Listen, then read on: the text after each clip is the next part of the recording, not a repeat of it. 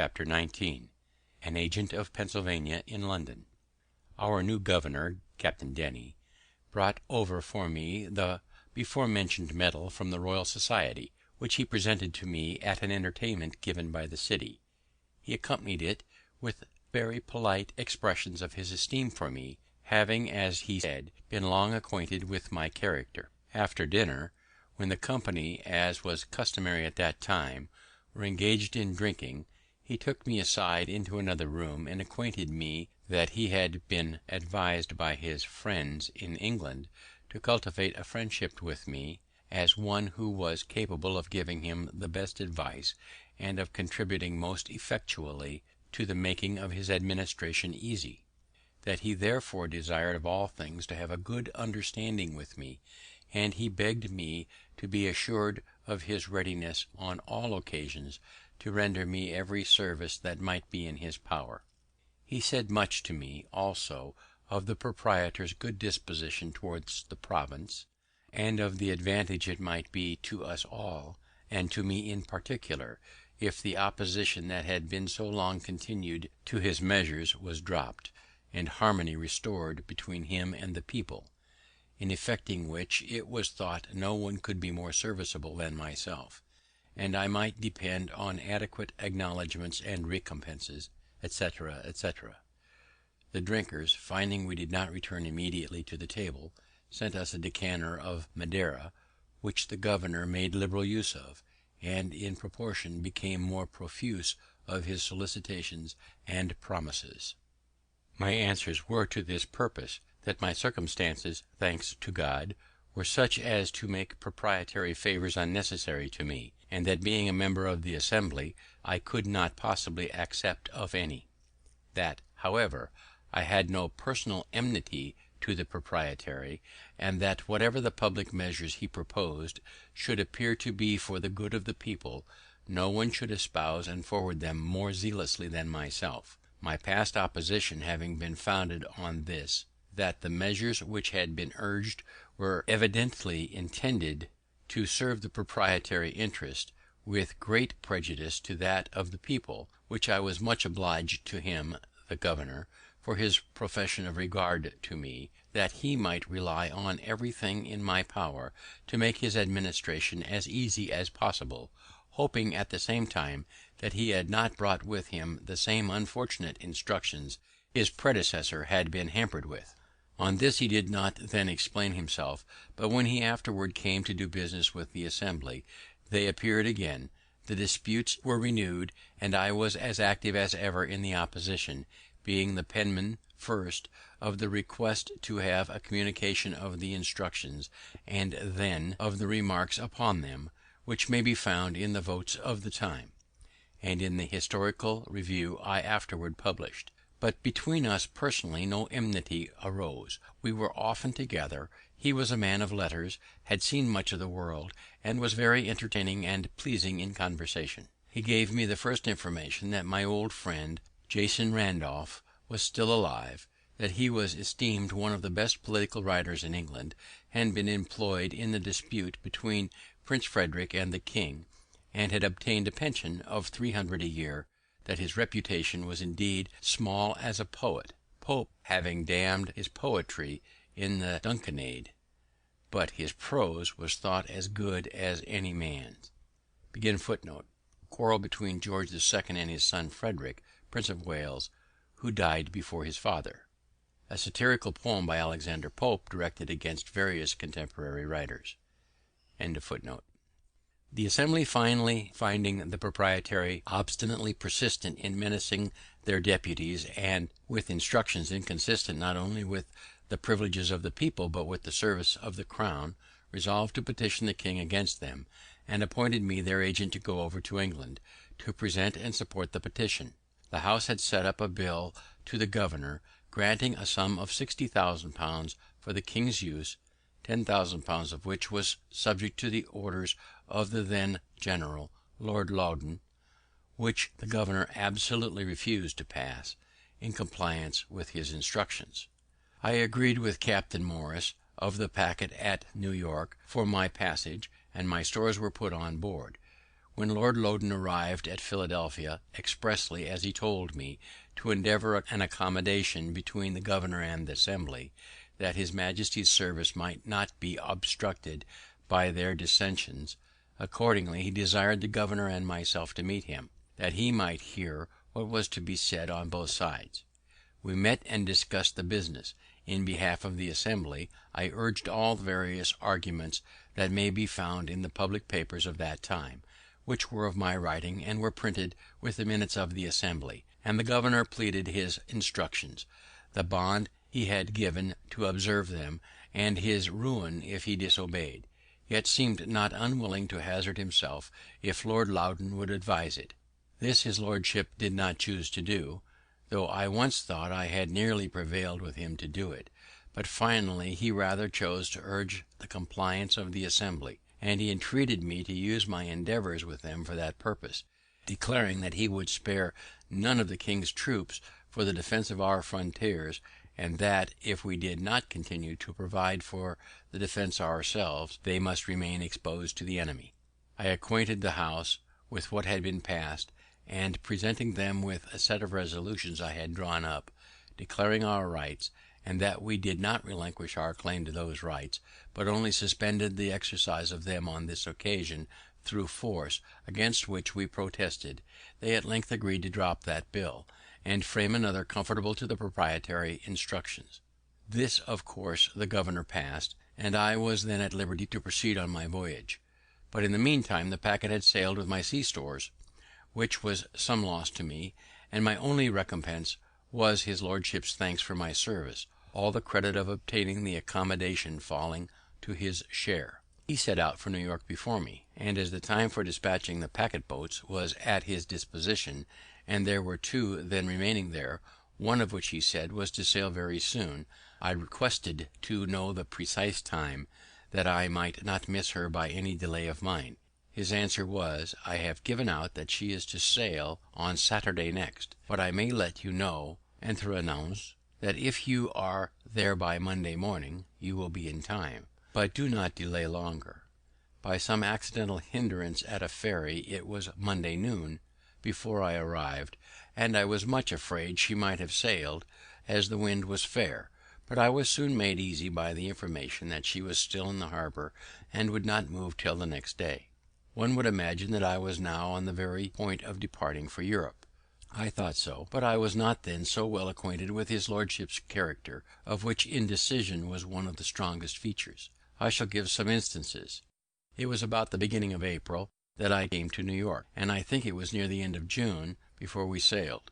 There were then two of the packet boats, which had been long in port, but were delayed for the general's letters, which were always to be ready to morrow. Another packet arrived; she too was detained, and before we sailed a fourth was expected. Ours was the first to be dispatched, as having been there the longest.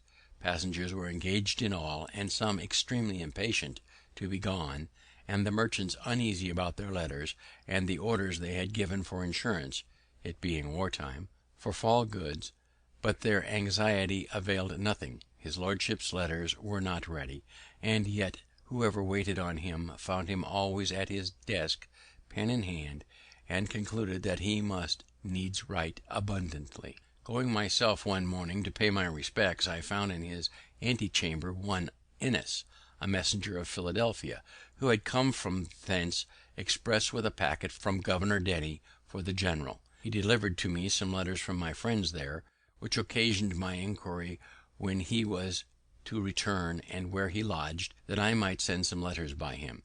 He told me he was ordered to call to morrow at 9 for the general's answer to the governor, and should set off immediately. I put my letters into his hand that same day. A fortnight after, I met him again in the same place. "So you are soon returned, Innes?" "Returned? No, I am not gone yet." "How so?" "I have called here by order every morning these 2 weeks past for his lordship's letter, and it is not yet ready." "Is it possible, when he is so great a writer? For I see him constantly at his escritoire." "Yes," says Innes, "but he is like St. George on the signs, always on horseback, and never rides on." This observation of the messenger was, it seems, well founded, for when in England I understood that Mr. Pitt gave it as one reason for removing this general and sending Generals Amherst and Wolfe, that the minister never heard from him and could not know what he was doing. William Pitt, first Earl of Chatham, 1708 to 1778, a great English statesman and orator. Under his able administration, England won Canada from France. He was a friend of America at the time of our Revolution. This daily expectation of sailing, and all the 3 packets going down to Sandy Hook to join the fleet there, the passengers thought it best to be on board, lest by a sudden order the ship should sail and they be left behind. There, if I remember right, we were about 6 weeks, consuming our sea stores and obliged to procure more. At length the fleet sailed, the general and all his army on board, bound to Louisburg, with the intent to besiege and take that fortress. All the packet boats in company ordered to attend the general's ship, ready to receive his dispatches when they should be ready.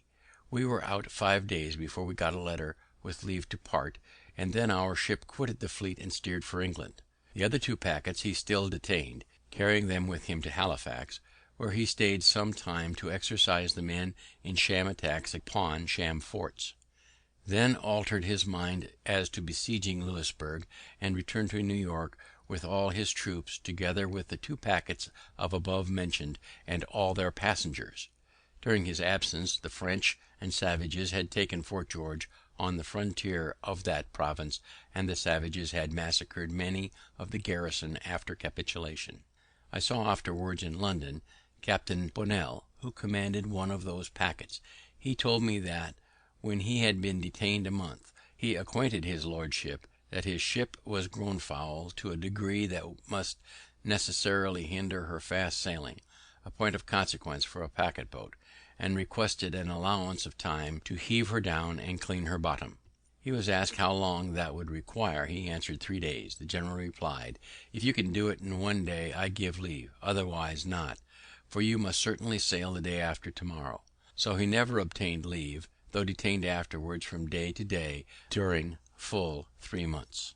I saw also in London one of Bonnell's passengers, who was so enraged against his lordship for deceiving and detaining him so long at New York, and then carrying him to Halifax and back again, that he swore he would sue him for damages.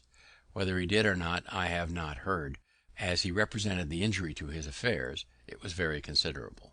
On the whole, I wondered much how such a man came to be entrusted with so important a business as the conduct of a great army; but having since seen more of the great world, and the means of obtaining and motives for giving places, my wonder is diminished. General Shirley, on whom the command of the army devolved upon the death of Braddock, would, in my opinion, if continued in place, have made a much better campaign than that of Loudon in 1757, which was frivolous, expensive, and disgraceful to our nation beyond conception. For though Shirley was not a bred soldier, he was sensible and sagacious in himself, and attentive to good advice from others, capable of forming judicious plans, and quick and active in carrying them to execution. Loudon, instead of defending the colonies with his great army, left them totally exposed while he paraded idly at Halifax, by which means Fort George was lost. Besides, he deranged all our mercantile operations, and distressed our trade by a long embargo on the exportation of provisions, on pretence of keeping supplies from being obtained by the enemy, but in reality for beating down their price in favour of the contractors, in whose profits, it was said, perhaps from suspicion only, he had a share. And when at length the embargo was taken off, by neglecting to send notice of it to Charlestown, the Carolina fleet was detained near 3 months longer, whereby their bottoms were so much damaged by the worm that a great part of them foundered in their passage home. This relation illustrates the corruption that characterized English public life in the 18th century. It was gradually overcome in the early part of the next century. Shirley was, I believe, sincerely glad of being relieved from so burdensome a charge as the conduct of an army must be to a man unacquainted with military business. I was at the entertainment given by the city of New York to Lord Loudoun on his taking upon him the command. Shirley, though thereby superseded, was present also. There was a great company of officers, citizens, and strangers, and some chairs having been borrowed in the neighbourhood, there was one among them very low, which fell to the lot of Mr. Shirley. Perceiving it as I sat by him, I said, "Have they given you, sir, too low a seat?" "No matter," says he, "Mr. Franklin, I find a low seat the easiest." While I was, as aforementioned, detained at New York, I received all the accounts of my provisions, etc., that I had furnished to Braddock, some of which accounts could not sooner be obtained from the different persons I had employed to assist in the business. I presented them to Lord Loudoun, desiring to be paid the balance. He caused them to be regularly examined by the proper officer, who, after comparing every article with its voucher, certified them to be right, and the balance due, for which his lordship promised to give me an order on the paymaster. This was, however, put off from time to time, and though I called often for it by appointment, I did not get it. At length, just before my departure, he told me he had, on better consideration, concluded not to mix his accounts with those of his predecessor. "And you," says he, "when in England, have only to exhibit your accounts at the Treasury, and you will be paid immediately." I mentioned, but without effect, the great and unexpected expense I had been put to by being detained so long at New York, as a reason for my desiring to be presently paid, and on my observing that it was not right I should be put to any further trouble or delay in obtaining the money I had advanced, as I charged no commission for my service. "Sir," says he, "you must not think of persuading us that you are no gainer. We understand better those affairs, and know that every one concerned in supplying the army finds means, in the doing it, to fill his own pockets." I assured him that was not my case, and that I had not pocketed a farthing, but he appeared clearly not to believe me; and, indeed, I have since learnt that immense fortunes are often made in such employments. As to my balance, I am not paid it to this day, of which more hereafter. Our captain of the packet had boasted much before we sailed of the swiftness of his ship. Unfortunately, when we came to the sea, she proved the dullest of 96 sail, to his no small mortifications. After many conjectures respecting the cause, when we were near another ship almost as dull as ours, which, however, gained upon us, the captain ordered all hands to come off and stand as near the ensign's staff as possible. We were, passengers included, about 40 persons. While we stood there, the ship mended her pace, and soon left her neighbour far beyond, which proved clearly that our captain suspected that she was loaded too much by the head. The casks of water, it seemed, had been all placed forward. These were therefore ordered to be moved further aft, on which the ship recovered her character, and proved the best sailer in the fleet. The captain said he had once gone at the rate of 13 knots, which is accounted 13 miles per hour. We had on board as a passenger Captain Kennedy, of the navy, who contended that it was impossible, and that no ship ever sailed so fast, and that there must have been some error in the division of the log line, or some mistake in heaving the log. A wager ensued between the two captains, to be decided when there should be sufficient wind. Kennedy thereupon examined rigorously the log line, and being satisfied with it, he determined to throw the log himself. Accordingly, some days after, when the wind blew very fair and fresh, and the captain of the packet Ludwig said he believed she then went at the rate of 13 knots, Kennedy made the experiment, and owned his wager lost. A log line is a piece of wood shaped and weighted so as to keep it stable when in the water.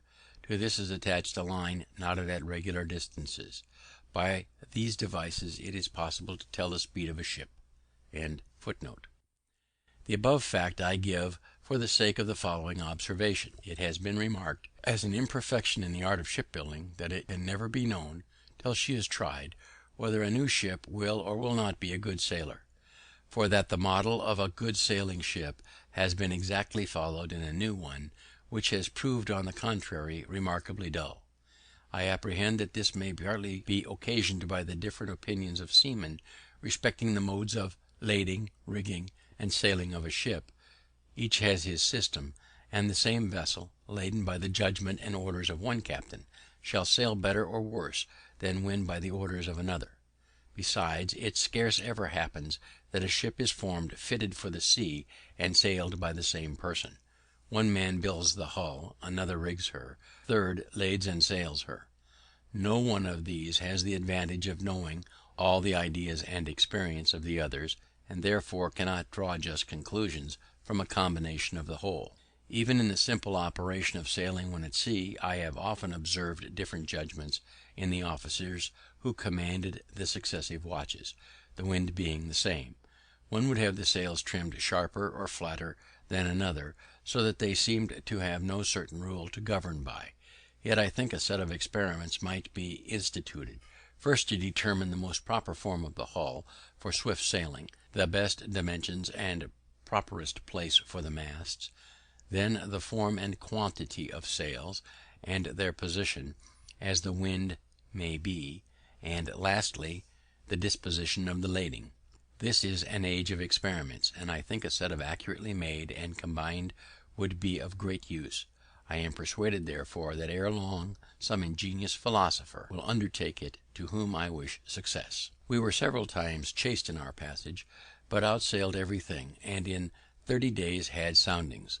We had a good observation, and the captain judged himself so near to our port, Falmouth, that if we made a good run in the night, we might be off the mouth of that harbour in the morning, and by running in that night might escape the notice of the enemy's privateers, who often cruised near the entrance of the channel. Accordingly, all the sail was set that we could possibly make, and the wind being very fresh and fair, we went right before it and made great way. The captain, after his observation, shaped his course, as he thought, so as to pass wide of the Scilly Isles, but it seems there is sometimes a strong indraft setting up St. George's Channel, which deceives seamen, and caused the loss of Sir Cloudesley Shovel's squadron. This indraft was probably the cause of what happened to us. We had a watchman placed on the bow, to whom they often called, "Look well out before thee," and he as often answered, "Aye, aye," but perhaps had his eyes shut, and was half asleep at the time, they sometimes answering, as is said, mechanically, for he did not see a light just before us, which had been hid by the stubbing sails from the man at the helm and from the rest of the watch, but by an accidental yaw of the ship was discovered and occasioned a great alarm, we being very near it, the light appearing to me as big as a cart wheel. It was midnight, and our captain fast asleep, but Captain Kennedy jumped upon deck, and seeing the danger, ordered the ship to wear round, all sails standing, an operation dangerous to the masts, but it carried us clear, and we escaped shipwreck, for we were running right upon the rocks on which the lighthouse was erected. This deliverance impressed me strongly with the utility of lighthouses, and made me resolve to encourage the building more of them in America, if I should live to return there.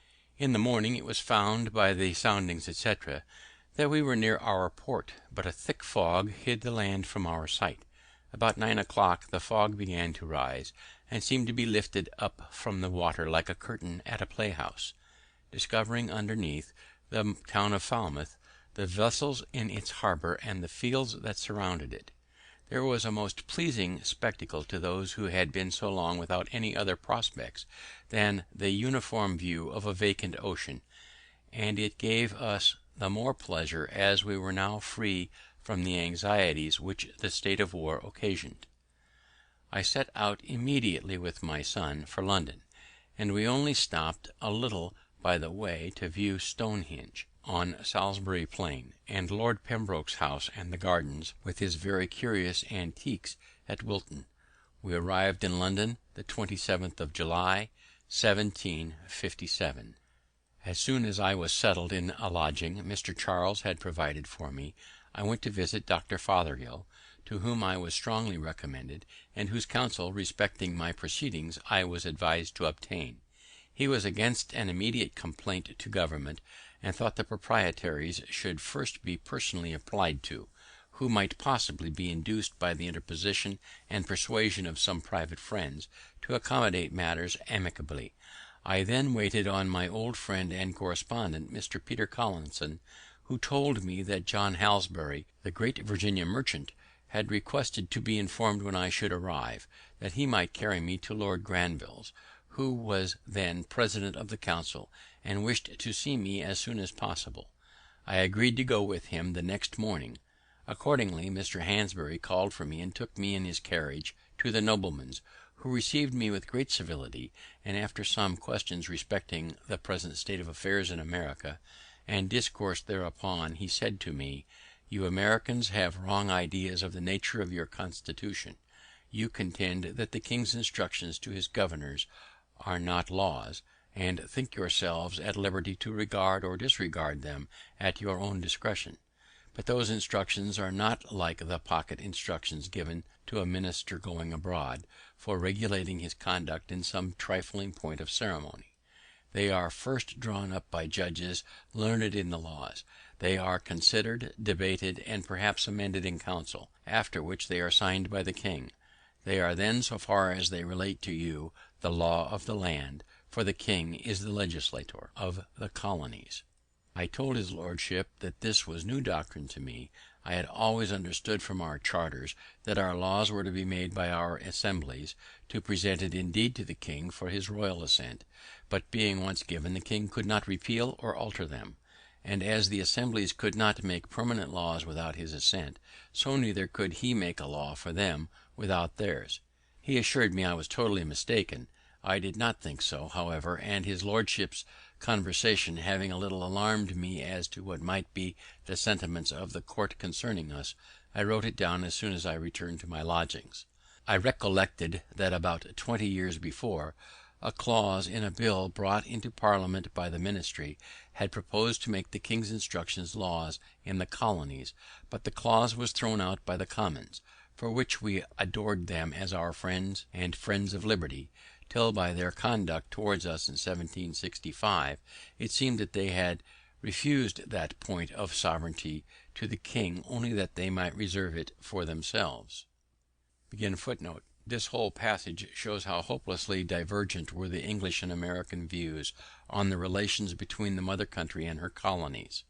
Granville here made clear that the Americans were to have no voice in making or amending their laws. Parliament and the king were to have absolute power over the colonies. No wonder Franklin was alarmed by this new doctrine. With his keen insight into human nature and his consequent knowledge of American character, he foresaw the inevitable result of such an attitude on the part of England. His conversation with Granville makes these last pages of the Autobiography one of his most important parts. After some days, Dr. Fothergill having spoken to the proprietaries, they agreed to a meeting with me at Mr. T. Penn's house in Spring Garden. The conversation at first consisted of mutual declarations of disposition to reasonable accommodations, but I supposed each party had his own ideas what should be meant by reasonable. We then went into consideration of our several points of complaint, which I enumerated. The proprietaries justified their conduct as well as they could, and I the assemblies. We now appeared very wide and so far from each other in our opinions as to discourage all hope of agreement. However, it was concluded that I should give them the heads of our complaints in writing, and they promised then to consider them. I did soon after, but they put the paper into the hands of their solicitor, Ferdinand John Paris, who managed for them all their law business in their great suit with the neighbouring proprietary of Maryland, Lord Baltimore, which had subsisted 70 years, and wrote for them all their papers and messages in their dispute with the assembly. He was a proud, angry man, and as I had occasionally in answers of the assembly treated his papers with some severity, they being really weak in point of argument and haughty in expression, he had conceived a mortal enmity to me, which, discovering itself whenever we met, I declined the proprietary's proposal that he and I should discuss the heads of complaint between our two selves, and refused treating with anyone but them.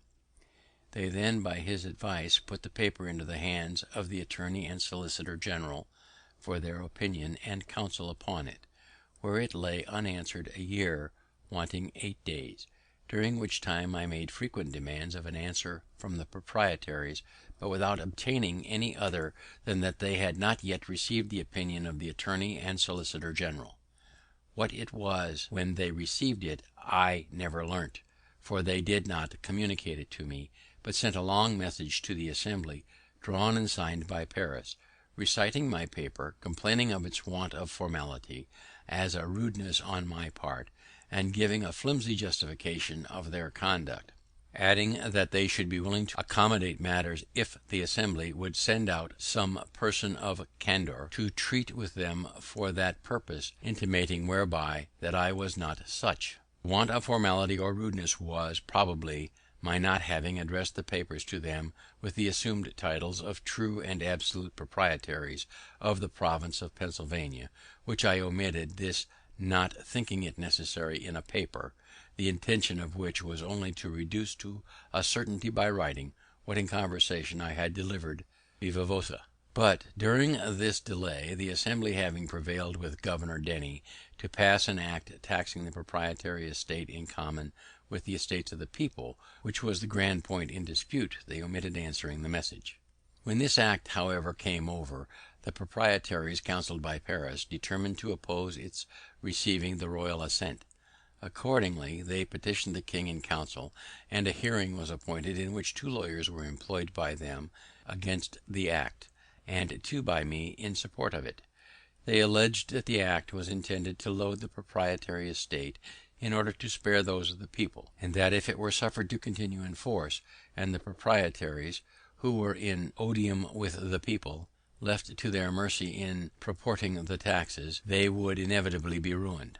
We replied that the act had no such intention, and would have no such effect; that the assessors were honest and discreet men, under an oath to assess fairly and equitably, and that any advantage each of them might expect in lessening his own tax by augmenting that of the proprietaries was too trifling to induce them to perjure themselves. This is the purport of what I remember as urged by both sides, except that we insisted strongly on the mischievous consequences that must attend a repeal; for that the money, £100,000, being printed and given to the king's use, expended in his service, and now spread among the people, the repeal would strike it dead in their hands, to the ruin of many, and the total discouragement of future grants; and the selfishness of the proprietaries, in soliciting such a general catastrophe, merely from a groundless fear of their estate being taxed too highly,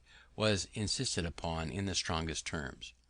On this, Lord Mansfield, one of the council, rose, and beckoning me, took me into the clerk's chamber, while the lawyers were pleading, and asked me if I was really of the opinion that no injury would be done the proprietary estate in the execution of the act. I said certainly. Then, says he, you can have little objection to enter into an engagement to assure that point.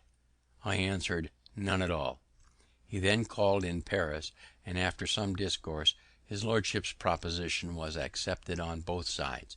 A paper to the purpose was drawn up by the clerk of the council, which I signed, with Mr. Charles, who was also an agent of the province for their ordinary affairs, when Lord Mansfield returned to the council chamber, where finally the law was allowed to pass. Some changes were however recommended, and we also engaged they should be made by a subsequent law, but the Assembly did not think them necessary, for 1 year's tax having been levied by the act before the order of the council arrived, they appointed a committee to examine the proceedings of the assessors, and on this committee they put several particular friends of the proprietaries. After a full inquiry, they unanimously signed a report that they found the tax had been assessed with perfect equity. The Assembly looked into my entering into the first part of the engagement as an essential service to the province, since it secured the credit of the paper money then spread over all the country. They gave me their thanks in form when I returned, but the proprietaries were enraged at Governor Denny for having passed the act, and turned him out with threats of suing him for breach of instructions which he had given bond to observe. He, however, having done it at the instance of the general, and for his majesty's service, and having some powerful interest at court, despised the threats, and they were never put in execution. Unfinished. Chapter 20.